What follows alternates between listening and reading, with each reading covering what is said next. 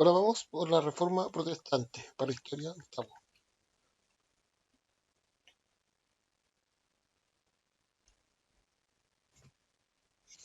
Tenemos algunas preguntas para que tienes que responder en el cuaderno.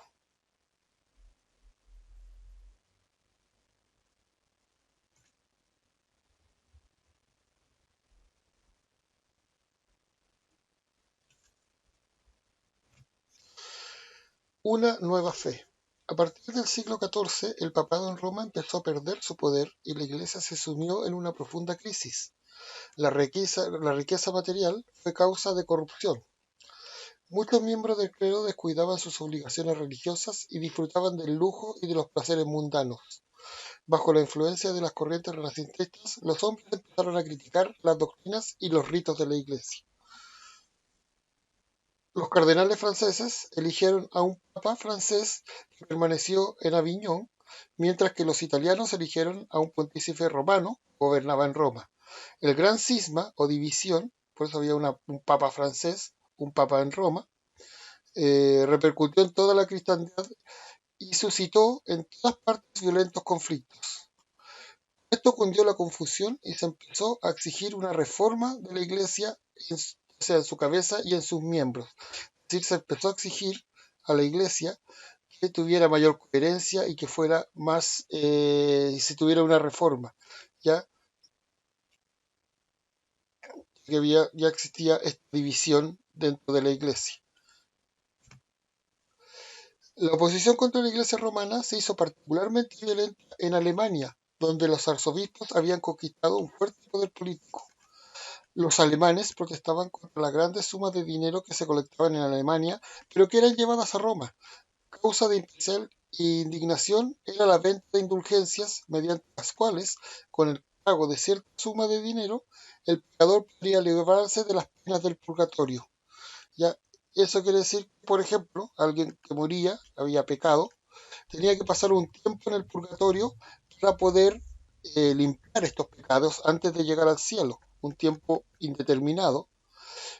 Pero si esa persona pagaba a la iglesia, necesitaba el dinero porque en este momento estaba construyendo la Basílica de San Pedro, eh, si le pagaba a la iglesia, o sea, la persona podía pasar menos tiempo en el purgatorio o también podía pagar por otras personas que ya hubieran muerto, algún familiar, ¿no? Alguien querido, pagarle para que también tuviera menos tiempo en este purgatorio, ¿ya?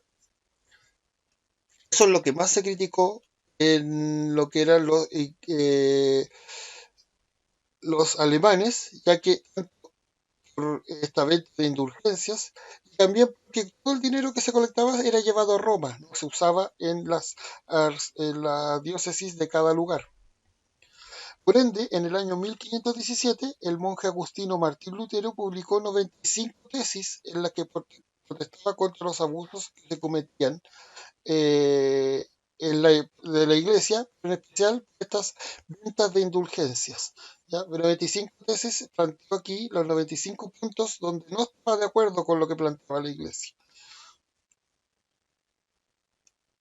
Lo tenemos clavando entonces estas 95 tesis. ¿Pero quién era Lutero? Lutero vivió entre 1483 y 1564.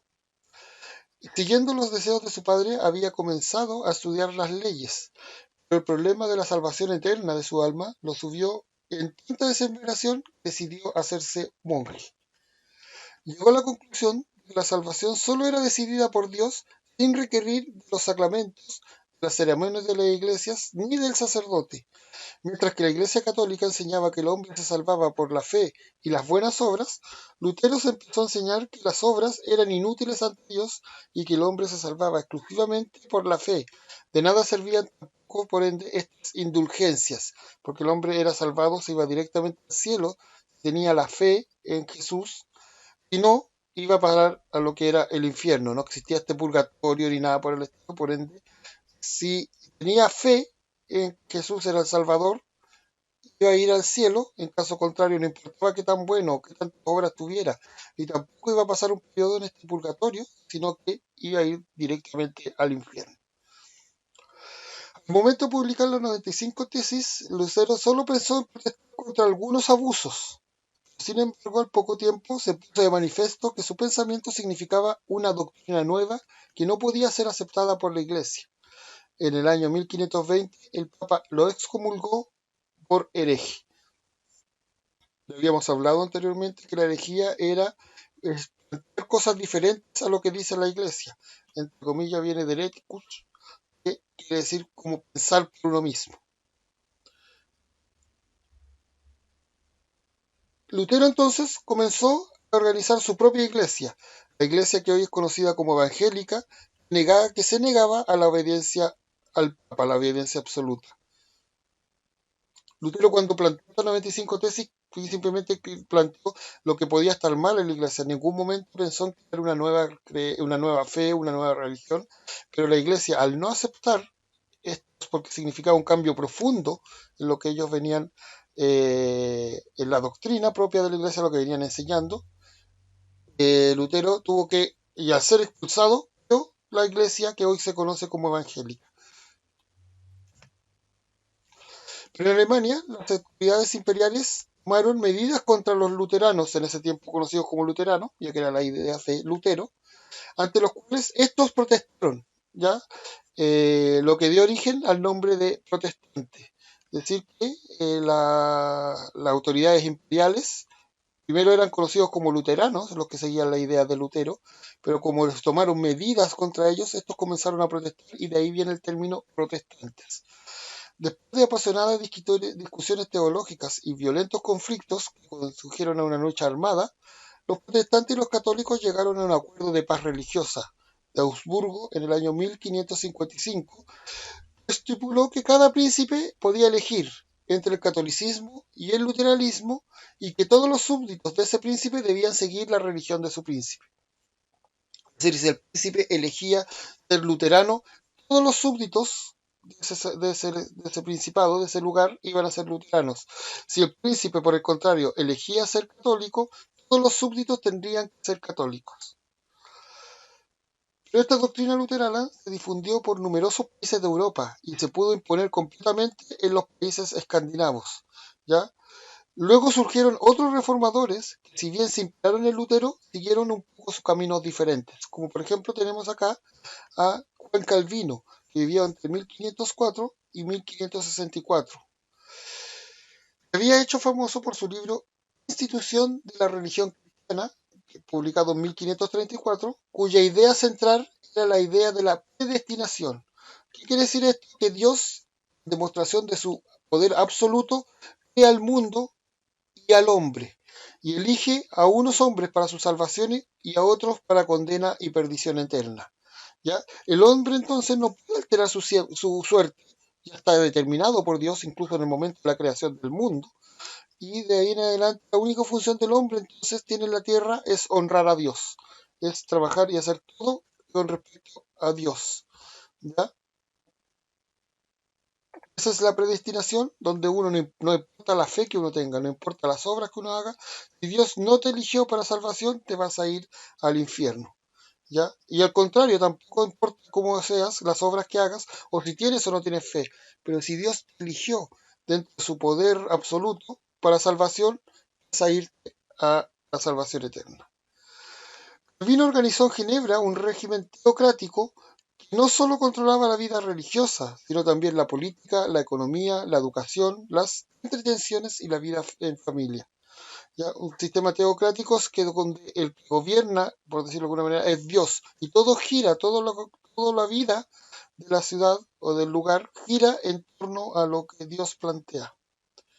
Por ende, impuso una moral austera, sosteniendo que era un pecado ante Dios usar joyas y vestidos lujosos, bailar, jugar a las cartas y cantar canciones frívolas, ya que todo debía girar en torno a la alabanza a Dios. Todo lo que el hombre hiciera en el día a día tenía que girar y, y tenía que ver con la adoración a Dios. También en Inglaterra se realiza una reforma religiosa, pero no tanto por razones religiosas, sino por intereses políticos, ¿ya? Enrique VIII, que lo tenemos acá en la fotografía, que vivió entre 1509 y 1547, se quiso divorciar de su mujer, la infanta española Catalina de Aragón, hija de los reyes católicos. No había podido tener con ella ningún hijo varón para poder que siguiera su dinastía, y también se había enamorado de una dama de su corte, Ana Bolena. Como el Papa le negó el divorcio, Enrique VIII nombró a un nuevo arzobispo de Canterbury, quien le concedió el divorcio. Luego de la ruptura con el Papa, las puertas quedaron abiertas para que las doctrinas protestantes penetraran en Inglaterra. La reina Isabel I, en 1558 y 1603 vivió, aceptó un protestantismo moderado y organizó la Iglesia Anglicana como la iglesia oficial del Reino de Inglaterra. Ya la iglesia anglicana creada entonces por Enrique VIII. Como vemos, no tuvo tanto una razón religiosa como los dos anteriores, de fe o de conflictos con la Iglesia Católica, sino por una razón más que nada política. Al no permitirle la separación el Papa de su esposa, Catalina de Aragón, él creó su propia iglesia donde sí se pudiera divorciar.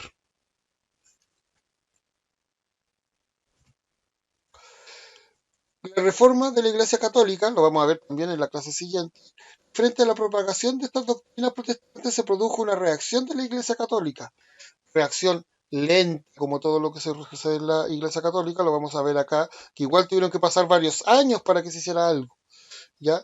La Reforma Católica o Contrarreforma permitió a la Iglesia reafirmar su posición en Europa e iniciar la evangelización de los nuevos territorios descubiertos en ultramar, América principalmente. La Iglesia entonces se vio robustecida por la formación de nuevas órdenes religiosas, como vemos acá, los capuchinos, ya una orden derivada de los franciscanos que se dirigió ante todo hacia los pobres y los enfermos. ¿Ya? Las Ursulinas, que era una congregación de monjas, se dedicaron a la educación femenina. La orden más famosa e importante fue la Compañía de Jesús, fundada por San Ignacio de Loyola en 1534. Estos jesuitas estaban sujetos a una disciplina particularmente rigurosa, se pusieron incondicionalmente al servicio del Papa, al cual quedaban unidos por voto de obediencia absoluta. ¿Ya? Como vemos, el Papa Pablo III convocó un concilio de Trento, que, con dos interrupciones, reunió entre 1545 a 1563, ya casi 20 años. A eso me refiero, que a pesar de todo lo que estaba sucediendo, el concilio de este cambio fue muy lento. ¿Ya? Y dentro de este concilio se confirmó la doctrina tradicional de la Iglesia y a la vez también se introdujo algunas importantes reformas referentes a la administración y la disciplina principalmente. ¿Ya? Pero la doctrina que estaba planteando la Iglesia no sufrió cambios. Con el fin entonces de impedir la propagación de las doctrinas heréticas, las doctrinas que hemos estado viendo anteriormente, el papado se reorganizó el Tribunal de la Inquisición y lo colocó bajo la vigilancia de la Congregación del Santo Oficio en 1543 y también estableció un índice de libros prohibidos, entre los cuales estaban estos de las publicaciones de Lutero, Calvino y otros que tenían que ver con la religión protestante. La Iglesia Católica entonces con esto queda reorganizada y rejuvenecida y pudo con esto también detener los avances del protestantismo y restablecer la fe católica, ya sea en Hungría, en Polonia y en varios territorios de Alemania, también en el sur de los Países Bajos, pero sin embargo no logró restablecer la unidad de la fe en toda Europa, ya que la división religiosa entre los protestantes y los católicos ya estaba establecida y se mantuvo. Y pudieron, al rejuvenecer un poco, al mostrar nuevos cambios, un nuevo rostro, algunas personas volvieron y pudieron retomar el control en algunos lugares. Pero ya había lugares donde definitivamente habían perdido el control, donde habían caído en el protestantismo o el luteranismo, y también en el caso de Inglaterra, que ya estaba la iglesia anglicana.